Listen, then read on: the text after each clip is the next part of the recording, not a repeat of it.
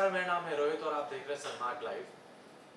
भारत सरकार की खाद्य सब्सिडी के डायरेक्ट बेनिफिट ट्रांसफर स्कीम के दूसरे पर्व पर union minister D V. Sadananda Gowda और minister of state Mansukh Mandaviya ने प्रेस कॉन्फ्रेंस रखी थी। आइए देखते हैं मनसुख मांडविया का क्या कहना है। मेरे सीनियर मंत्री आदरणीय सदानंद गौड़ा जी, सेक्रेटरी फर्टिलाइजर श्री सौल जी, धर्मपाल जी, अक्का जी, सभी उपस्थित भाई बहनों और पत्रकार मित्रों, मेरे पूर्व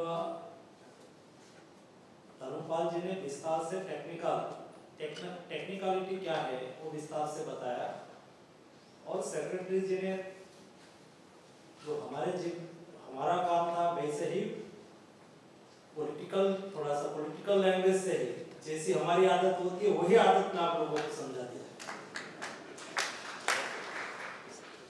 इसलिए मैं केवल इतना कहना चाहूंगा कि प्रधानमंत्री मोदी जी के नेतृत्व में देश बदल रहा है, देश आगे बढ़ रहा है। कैसे आगे बढ़ रहा है? जो यहाँ फर्टिलाइजर सेक्टर में डीबीटी 1 एक साल के बाद डीबीटी 2 आ रहा है। गुड गवर्नेंस कैसे हो सकता है? गुड गवर्नेंस की बात करने से गुड गवर्नेंस नहीं हो जाएगा। ईज ऑफ लिविंग की बात करने से लोगों का जीवन सरल नहीं हो जाता है, लेकिन उसके लिए जो इनिशिएटिव समय पर लेना चाहिए ये होता है, तब जाके उसका आउटपुट निकलता है।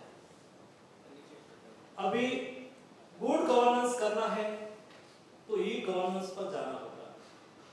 ई गवर्नेंस के माध्यम से गुड गवर्नेंस आ सकता है और इसलिए प्रधानमंत्री जी ने डीबीटी का implementation not only for fertiliser but all sector, all department में किया है। उसका आउटपुट आप देख रहे हैं। देश में 7 लाख करोड़ रुपीस डीबीटी के माध्यम से लाभार्थी के पास पहुंचा है। उसमें से सरकार को 1 लाख करोड़ की बचत हुई। 1 लाख करोड़ की बचत होना मतलब जो जनता का हित का पैसा डाइवर्जन होता था, डाइवर्ट हो जाता था, वो बच गया। 1 लाख करोड़ रुपीस जो वैसे ही लाभार्थी नहीं थे उसके जेब में चले जाते थे, ये पैसा 1 लाख करोड़ बच जाना और देश के हित में सही मायने में उसका उपयोग होना ये छोटी बात नहीं है।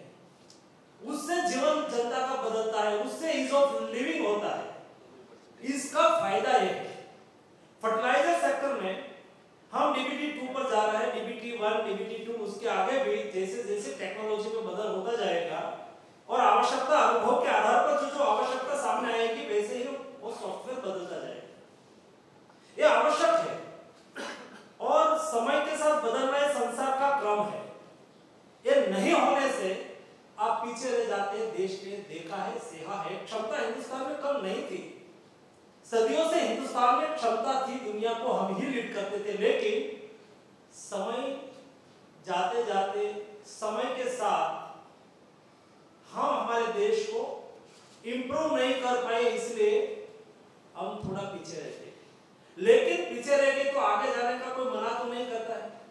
मोदी जी ने इनिशिएटिव लिया है और इस इनिशिएटिव के माध्यम से डीबीटी के माध्यम से फर्टिलाइजर आए। यहाँ 14 करोड़ फार्मर्स हम सब्सिडी देते हैं। एक बैग फर्टिलाइजर, यहाँ यूरिया कंपनी एक बैग फर्टिलाइजर किसान को देते हैं 500-700 रुपीस हम सब्सिडी देते हैं। फर्टिलाइजर डीएपी फर्टिलाइजर शायद 400-500 रुपीस ये पर बैग सब्सिडी भारत सरकार देती है। किसके लिए देती है? वो किसान के हित के लिए देती है। क्या किसान को समय से फर्टिलाइजर मिलता है? कम रेट में मिलता है। कम रेट में तो मिलते थे लेकिन डाइवर्जन हो जाता था, इसलिए किसान उसके पास नहीं पहुंचता था। जब अभी जून जुलाई अगस्त चल रहा है तो उस समय में यूरिया फर्टिलाइजर का कंजप्शन ज्यादा होता है मानसून खरीफ में, लेकिन जब मैं गुजरात में था तो गुजरात एग्रो इंडस्ट्रीज कॉर्पोरेशन का चेयरमैन हुआ करता था और फर्टिलाइजर देखता था। तो जब मॉनसून में यूरिया फर्टिलाइजर की रिक्वायरमेंट होती थी, कभी किसान को समय से यूरिया फर्टिलाइजर नहीं मिलता था, गुड गवर्नेंस नहीं था, ई टेक्नोलॉजी डिजिटल टेक्नोलॉजी का इस्तेमाल नहीं होता था और इसलिए उसको जब चाहिए था तब फर्टिलाइजर नहीं मिलता था। और बाद में अक्टूबर में बोलते थे कि फर्टिलाइजर ले जाओ, यूरिया फर्टिलाइजर ले जाओ, उस वक्त उसकी जरूरत नहीं। और एक मैंने देखा प्रेजेंटेशन में डीबीटी 2 में, वहां डैशबोर्ड पर आप देख पाओगे कि कंपनी के पास कितना फर्टिलाइजर पड़ा हुआ है, वेयर हाउस में कितना फर्टिलाइजर पड़ा हुआ है, लास्ट पॉइंट तक कितना फर्टिलाइजर पड़ा हुआ है। इसलिए पता भी लगेगा, ट्रैक भी होगा, डीबीटी हो रहा है और भी उसको स्ट्रेंथनिंग करना है भविष्य में, तब जाके किसान के हित का यूरिया, किसान के यूज के लिए जो फर्टिलाइजर में सब्सिडी दी जा रही है वो फर्टिलाइजर उसके पास ही पहुंचे और वो फर्टिलाइजर की सब्सिडी आज हम डायरेक्ट कंपनी को दे रहे हैं।